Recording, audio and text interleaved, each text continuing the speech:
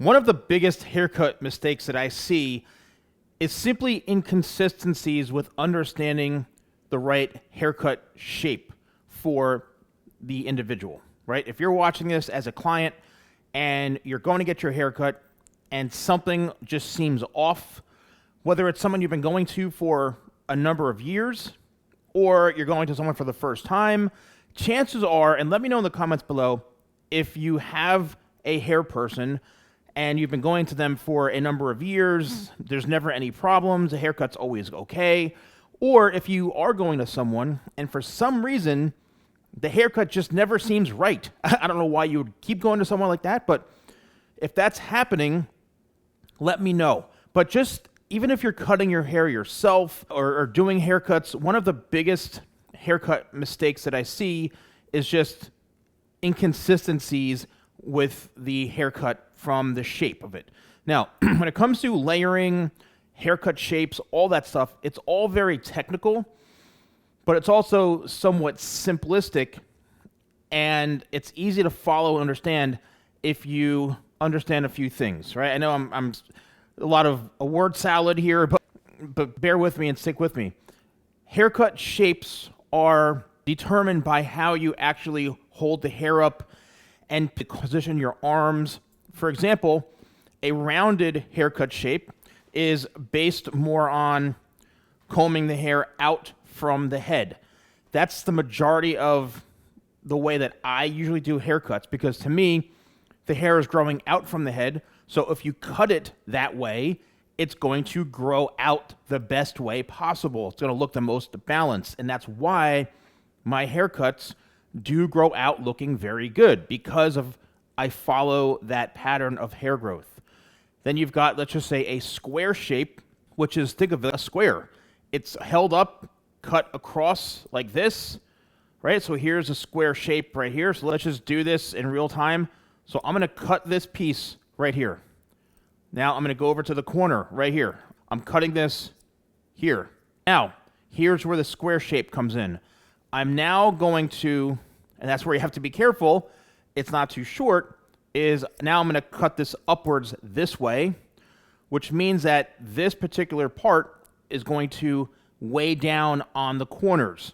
So it's going to be a little bit more weighed down into here, right where I cut this. So it's up, and then you're leaving that corner. So you have to make sure that if you're going to cut a square shape, that you are leaving that corner in through here, which means that all of this hair has to fall down this way, and then we're cutting it.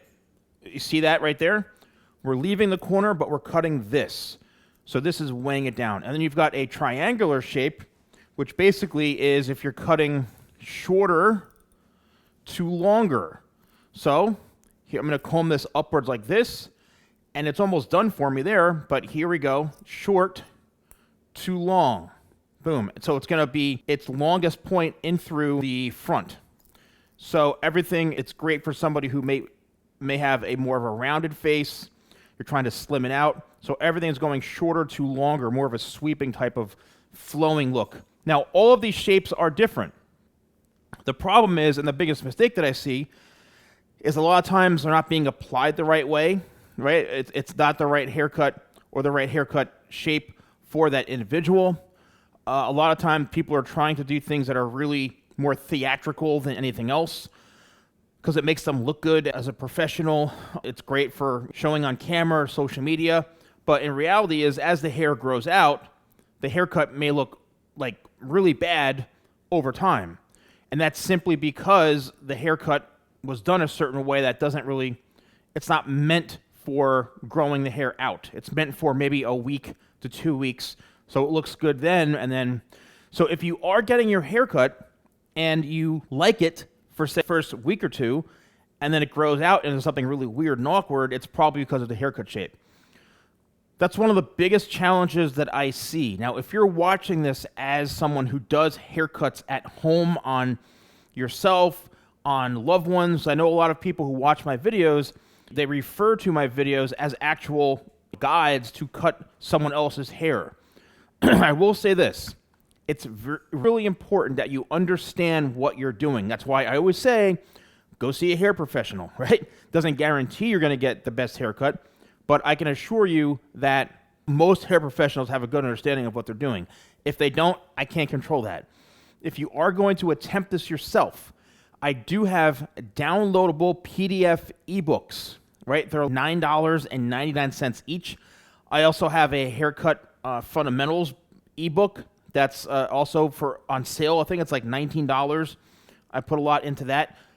If you need to understand what haircut shapes are and the best haircuts for those shapes, then I would suggest downloading those, purchasing them on my website.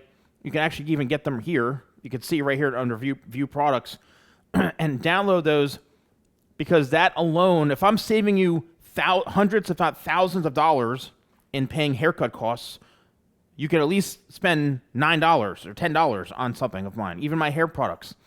So you have to understand what haircut shapes are, because if you don't know how to hold your arms a certain way, position the comb a certain way, cutting angles on a certain way, if you don't understand any of that stuff, you're not going to be able to do a good haircut. And that also goes for hair professionals. So the biggest mistake is purely just not understanding those shapes, right? The haircut shapes. And that might be why you're not getting a crucial haircut. Now, a good haircut. Now, if you are a hair professional watching this, whether you're a barber or a hairstylist, you need to understand what that actually is. You need to know what square layering is. You need to know what rounded layering is, and what every cut that's done will have an effect on the haircut. If you have a haircut to where you want to leave the hair, say, longer in the front, what are you going to do? Well, you're going to cut it straight across, and you're obviously going to elevate it higher up because you want it to be longer. So here, I'm actually going to cut that corner, and what this is doing is creating a perfectly balanced shape, which means that when I run my fingers back through it, right in through this, I just cut this one section right here, one piece. Because of me running my fingers to it, and you could even see right in through here, just right there, how it flows back into itself, right there. All because of how I was able to cut it out from the head. If I were to leave that, let's just say I cut this straight across this way, and then my next section, I go all the way down here, and I'm going to leave that corner and cut upwards, what's going to happen is it's going to lay a bit flatter here, and it might not have the flow. See how it's already blocking it?